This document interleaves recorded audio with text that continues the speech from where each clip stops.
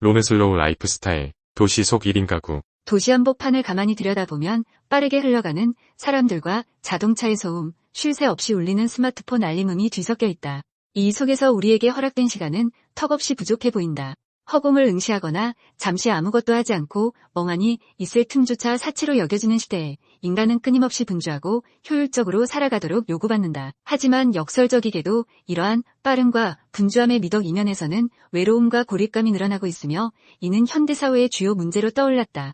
특히 급증하는 1인 가구는 혼자 살아가는 데 익숙해지는 동시에 함께 있어도 고독한 현대인의 풍경을 더욱 선명하게 보여주고 있다. 최근 주목받고 있는 론의슬로우 라이프 스타일은 이런 혼자 사는 사람들의 특성과 고독의 본질을 재평가한다. 론의슬로우는 말 그대로 론리와 슬로우의 결합이다.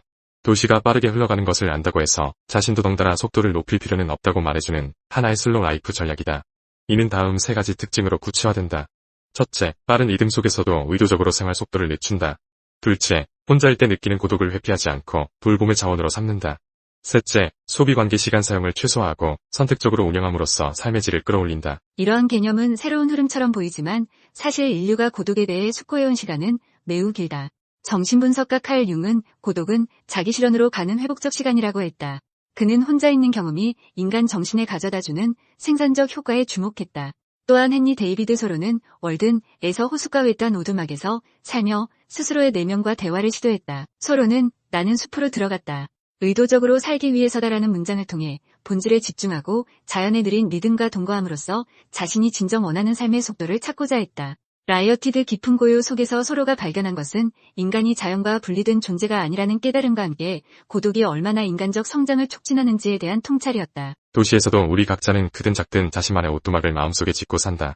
1인 가구가 증가하면서 혼자 지내는 시간이 늘어났고 한편으로는 고독감을 해소하기 위해 카페에서 노트북을 켜거나 SNS에서 끊임없이 메시지를 주고받는다. 통계청에 따르면 2023년 국내 1인 가구 수가 약 782만 9천 가구로 전체 가구의 35.5%를 차지한다. 과거에는 고독이라는 감정이 노년층에 국한된 문제처럼 여겨졌지만 이제는 MZ세대 역시 고독 경제와 연결되면서 다양한 분야에서 혼자 소비를 위한 시장이 확대되고 있다. 편의점 밀키트, 초소형 가전, 고독사 방지 보험 등 고독을 겨냥한 상품들은 일코노미 시장을 활발히 형성 중이다. 그렇다면 론의슬로우가 지향하는 것은 단순히 혼자 있으면서 소비를 줄이는 삶일까? 결코 그렇지 않다. 론의슬로우의 핵심은 고독을 두려움의 상징으로만 바라보지 않고 오히려 가능성의 방으로 바꾸는 데 있다. 오랜 세월 예술가와 사상가들은 고독 속에서 창조와 성찰의 씨앗을 발견해왔다. 고독은 우리를 비추는 거울이며 동시에 우리를 갈고 닦는 도구라는 말처럼 혼자 있는 시간을 통해 비로소 우리는 스스로를 온전히 들여다볼 수 있다. 때로는 존재 자체가 흔들리는 불안을 마주할 때도 있지만 그 순간을 피하지 않고 의연하게 견뎌낼 때 개인은 한 단계 더 깊어진 시선으로 세상과 접속할 수 있게 된다. 우선 슬로우 템포, 즉 느린 템포를 설정하는 것이 중요하다. 정시 퇴근 후 곧장 편의점 도시락으로 한 끼를 때우기보다 슬로 쿠커를 이용해 2인분 식사를 천천히 준비하고 남은 한 끼를 냉동해두는 식이다. 이 작은 습관이 주는 의미는 시간을 되찾는다는 것이다. 타인의 스케줄이나 속도에 끌려다니기보다 하루 중 일부라도 자신만의 리듬을 만드는 경험은 자존감을 높여준다. 둘째, 셀렉티브 디지털을 통해 스마트폰과 SNS 사용을 의식적으로 관리한다. 48분 집중 후 12분 소통하는 디지털 디톡스 규칙을 하루에 3번만 적용해도 스마트폰이라는 무한한 자극원과 일정한 거리를 두게 된다. 이러한 방식으로 SNS 알림이나 채팅 앱의 무차별 폭격에서 벗어나는 시간은 고독의 순간을 외부 간섭 없이 온전히 누릴 수 있도록 돕는다. 라이어너 마리아 릴케는 젊은 시인에게 보내는 편지에서 자신에게 찾아오는 고독을 기쁨으로 맞이하라고 조언한다.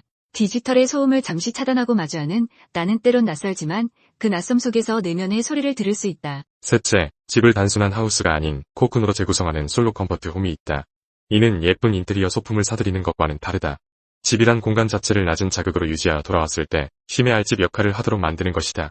슬리퍼, 블랭킷, 아로마 램프 3종 세트 등 사소해 보이는 아이템을 통해 부드럽고 편안한 분위기를 조성하면 바깥 세상의 소음에서 벗어나 온전한 휴식을 누릴 수 있다. 또한 마인드풀 컨섬프션, 즉 주어진 자원을 좀 더 신중하게 소비하는 것도 론의슬로우의 중요한 키워드다.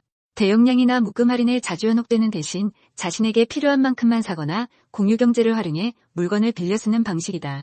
이는 소비 행위를 최소화한다기보다 소비의 질을 높이기 위함이다. 한 병을 다 마시지 못할 것을 알면서도 750ml 와인을 사는 대신 425ml 미니 와인을 구매하거나 혹은 동네 중고 거래나 구독 서비스를 통해 절약과 환경보호 모두를 실천할 수 있다. 그러한 절도가 만드는 단정함은 마음의 균형감으로 이어지고 자존감을 다시금 일깨운다. 셀프 리플렉션, 즉 자기 성찰은 로네슬로우가 궁극적으로 지향하는 목표이자 과정이다. 필사, 저널링, 걷기 명상, 딥 리딩 등을 일상 루틴에 녹여 내면을 살펴보는 것이다. 예컨대 매주 일요일 2시간 정도 폰 오프 독서 모임을 비대면으로 가지거나 하루에 15분 정도 필사를 하는 습관은 겉으로 보기엔 사소해 보여도 자기 정화와 몰입 효과가 크다. 독서 모임도 굳이 대형 카페나 도서관에서 모두가 모이는 형태일 필요는 없다. 각자 집에서 스마트폰을 잠시 꺼둔 채 책을 읽고 감상을 나누는 느슨한 연대를 통해 함께 있지만 혼자 혹은 혼자이지만 함께라는 역설적인 심리적 안정을 누릴 수 있다. 이러한 작은 실천들이 쌓이면 고독은 비로소 한 개인을 허물어뜨리는 벽이 아니라 스스로를 재발견하는 문으로 기능한다. 니체는 홀로 걷는 자가 가장 빠른 길을 걷는다라고 했으며 한편으로는 자신의 길을 가는 자에게 고독은 쓰디쓴 축복이라고 표현했다. 이는 외부의 소음이나 타인의 가치 판단에서 벗어나 자신이 추구해야 할 진정한 삶의 방향성을 찾는 과정에서 고독이 필수 불가결함을 시사한다. 물론 로네슬로우 라이프가 가진 가능성 못지않게 한편으로는 치명적 한계도 존재한다. 혼자 살아가는 구조적 위험, 즉 범죄나 사고, 고독사 같은 문제들에 대한 안전망이 갖춰져 있지 않으면 혼자만의 시간이 오히려 공포와 불안으로 가득 찰 수 있다. 경제적으로도 1인 가구는 상대적으로 소득이 적어 노후 대비나 의료비 충당에서 취약해지기 쉽다. 그래서 공공정책 차원에서 1인 가구를 지원하는 전담 TF나 고독사 예방 네트워크 같은 시스템이 필요하다. 나아가 지역 커뮤니티나 취미 모임 등 느슨한 형태의 소셜 연대가 마련되어야. 하지만 우리는 여전히 고독을 가능성의 방으로 바꿀 수 있다. 그 비밀은 바로 고독을 단순히 외로움의 상징이나 결핍이 아니라 성장과 창조의 토양으로 삼을 때 열린다. 7가지 로네슬로우 실천 가이드 48, 12 디지털 디톡스, 모닝 저널 3페이지, 싱귤러 워크 30분, 딥 리딩 20분, 원포트 미식 1인 아틀리에 프로젝트, 주간 리셋 데이는 작은 실천이지만 모여서 우리의 일상 전반을 되돌아보게 한다. 특히 주말 오후 3시간 정도 스마트폰 비행기 모드와 방 정리 그리고 목욕으로 연결되는 주간 리셋 데이를 갖는다는 아이디어는 물리적으로도 정신적으로도 한 주의 피로를 씻어내고 새 출발의 힘을 비축하게 한다. 로네슬로우는 우리에게 묻는다. 당신은 정말 바쁜 것인가 아니면 바쁜 척하는 것인가? 그리고 이어서 말한다. 조용히 스스로와 대면하라. 그 시간은 당신을 풍요롭게 만들 것이다. 결국 혼자인 시간이 우리에게 줄 수 있는 가장 큰 선물은 자기 발견과 자기 회복이다. 인간관계와 디지털 네트워크에 쉼 없이 매달려 있는 시대에서 잠시라도 연결을 끊고 내면을 향해 걸음을 옮기는 행위는 우리에게 주어진 가장 강력한 정신적 자원을 열어준다. 눈을 감고 깊이 들이쉬며 내면의 숨소리를 듣는 순간 바깥 세상의 크고 작은 소음이 사그라지고 그 안에서 우리는 나 자신을 가장 또렷하게 느낀다. 그때 고독은 더 이상 외부에서 나를 밀쳐내는 힘이 아니라 스스로를 단련하고 세상을 향해 더욱 단단해질 수 있는 준비 운동이 된다. 아마도 고독을 정복한다는 표현은 적절치 않을 것이다. 고독은 어떤 의미에서 함께 사는 것에 가까울지 모른다. 고독은 우리 곁을 늘 맴돌고 길고 짧은 방식으로 우리와 동행한다. 로네슬로우는 그 고독을 단지 참고 견디는 것이 아니라 느림이라는 리듬 속에서 창조적 에너지로 전환하는 방식이다. 혼자이되 충만한 삶을 살 수 있다는 믿음은 우리가 고독과 친해지고 그것을 돌봄의 자원으로 삼을 때 비로소 현실로 구현된다. 바쁜 도시의 속도 속에서도 그리고 치열한 경쟁과 가시적 소비가 만연한 문화 속에서도 로네슬로우를 통해 우리는 스스로를 돌아볼 수 있는 작은 틈을 만들어낼 수 있다.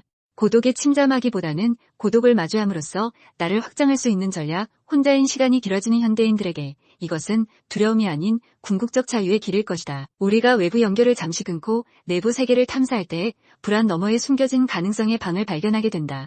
그리고 그 방에서 우리는 비로소 자신을 만나고 진정한 자율성과 창의력을 발휘할 준비를 마칠 수 있다. 이러한 여정이야말로 로네슬로우가 지향하는 궁극의 가치이자 고독을 가장 풍요롭게 누리는 길이다.